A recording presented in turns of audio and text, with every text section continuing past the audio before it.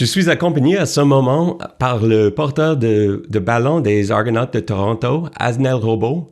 Merci beaucoup d'être avec nous aujourd'hui, Asnel. Merci de l'opportunité, ça me fait plaisir. Par souci de transparence, je veux juste faire savoir à nos téléspectateurs que ton anglais est beaucoup mieux que mon français, mais j'ai toujours voulu essayer de faire une interview en français. Alors, on va voir. En fait, j'ai habité à Aix-en-Provence et Marseille et Nice et même Paris quand j'étais très jeune. Mais je n'ai pas beaucoup parlé français depuis. Donc, cela pourrait être comme avoir une conversation avec un enfant de 5 ans, peut-être. Non, mais ça va, le français, il est quand même bien. Merci. Alors, les fans de Toronto doivent connaître ton histoire. Comment est-ce qu'un gars né en Guyane, qui grandit dans le sud de la France, finit-il par jouer dans le LCF?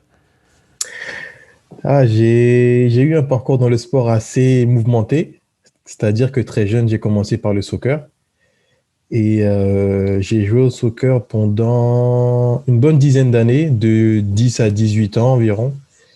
Et vers la fin de ma croissance, c'est-à-dire vers 18 ans, je commençais à développer une certaine musculature, donc ça commençait à être difficile pour le soccer. Puis, je cherchais un sport un peu plus d'agressivité, donc j'ai essayé le MMA. Mais entre-temps, j'ai découvert le football américain à Marseille. Et dès que j'ai commencé, ben, j'ai tout de suite accroché. Puis à partir de là, ça a été le début de l'aventure qui m'amène ici à Toronto. Tu étais sûrement le seul enfant de Marseille à rêver à jouer le football américain. Mais et pourquoi est-ce que tu aimais le sport? C'est l'intelligence, c'est la vitesse, c'est quoi pour toi?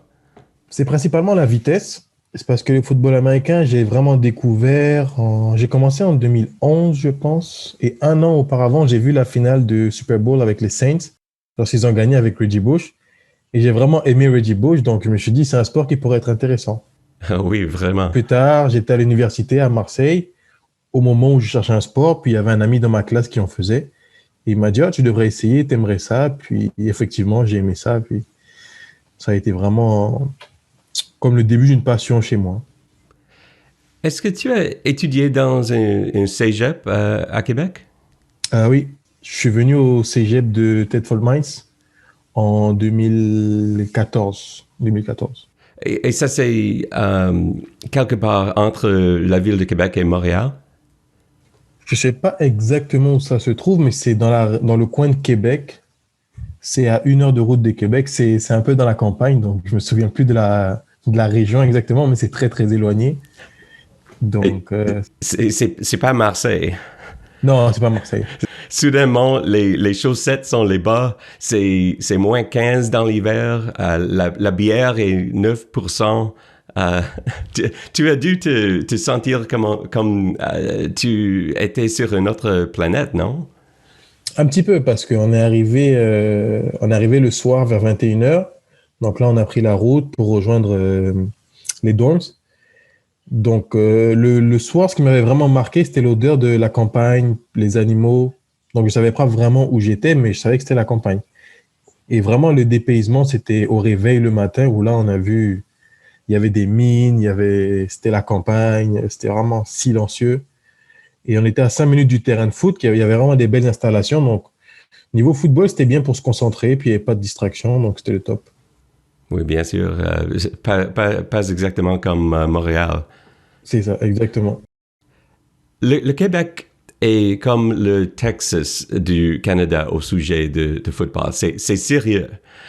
À l'Université de Montréal, est-ce qu'il y avait quelque chose qui t'a causé à demander ce que tu faisais? Peut-être le premier voyage à Laval, je sais pas.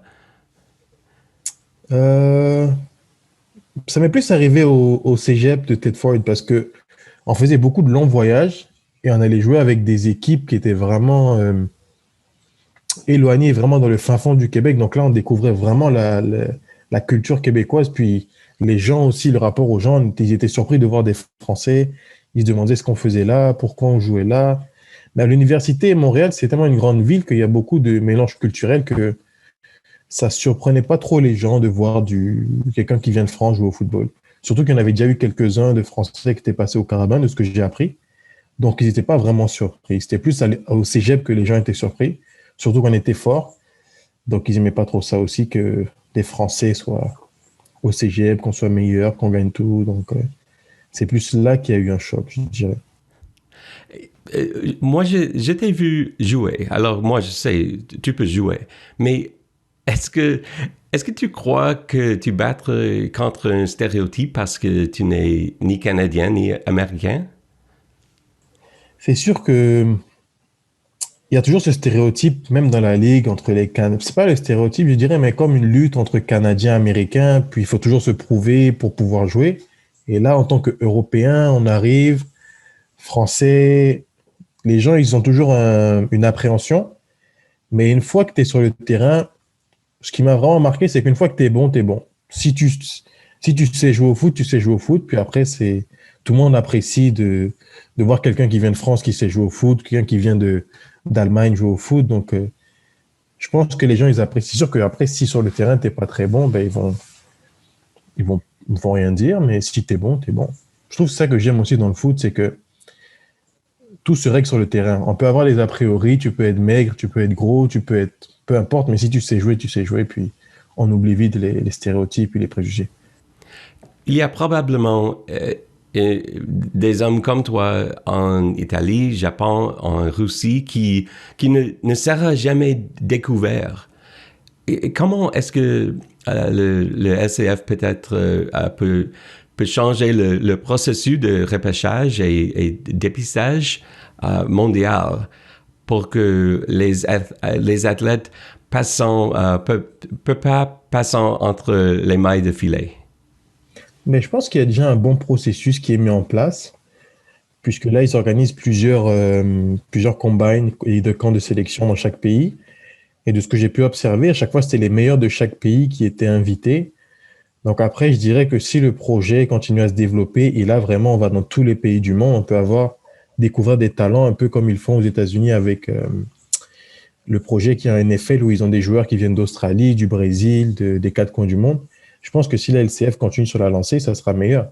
Parce qu'effectivement, ça se peut qu'il y ait des bons joueurs en Russie, en Chine, au Japon. Je pense que le football, c'est un sport qui est mondialement très développé, comme on peut le voir avec les cotes d'audience au Super Bowl. Donc, je pense qu'il y a des talents à aller chercher partout dans le monde. Puis, je pense que ça peut faire des belles histoires, un peu comme moi. Racontez-nous comment tu as signé avec Toronto. En fait, c'était pendant la free agency. Je suis rentré en contact avec le coach Dinwiddie. C'est un coach que j'ai côtoyé à Calgary. Donc, il sait un peu ce que je vaux. On a pas mal échangé sur les possibilités qu'il y avait. Puis c'est un coach que j'apprécie vraiment pour son professionnalisme aussi. Donc, dès qu'il m'a montré de l'intérêt, moi, j'avais vraiment envie de rejoindre une équipe où il y avait de l'intérêt, où j'allais apporter mon savoir-faire sur le terrain pour contribuer à remporter un championnat. Donc, dès qu'on a échangé, ça a tout de suite accroché, vu qu'on se connaissait déjà un petit peu auparavant. Donc, ça s'est fait assez facilement. Puis c'était assez sympa, assez simple. Est-ce que tu as parlé avec Pinball? Non, j'ai pas eu l'occasion, mais j'ai parlé majoritairement avec le coach, head coach. Hmm. Mon agent, il a dû échanger avec lui, mais moi, j'ai surtout parlé avec coach Dinwiddie. Tu occupes le même poste que Bishop Sankey, Carlos Williams, Kenneth Dixon, John White. Que voyant les entraîneurs, les coachs en toi, qui leur fera dire nous avons besoin d'Asner Robbo dans notre équipe? Je pense qu'au-delà du statut de global player, j'ai joué au Canada, donc je connais vraiment le football canadien comparé à d'autres Européens.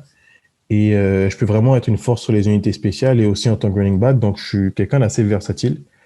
Donc, je pense que c'est quelque chose d'assez intéressant. Puis aussi, comme j'ai mentionné au début, avec le projet global qui se développe, à ce que j'ai cru comprendre, il n'y avait pas de joueur global aux Argonauts. Donc, c'était intéressant d'autant plus pour eux et pour moi. Donc, c'était une win-win situation, comme on dit en anglais.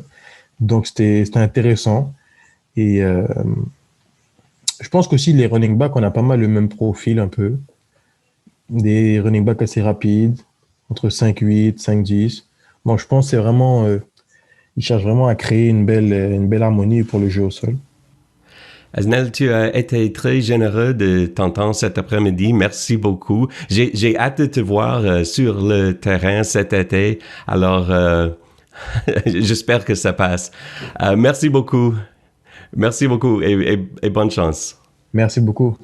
Asnel Robo, running back pour votre Toronto Argonauts. Merci d'avoir regardé. Je m'appelle Ben Grant. À la prochaine.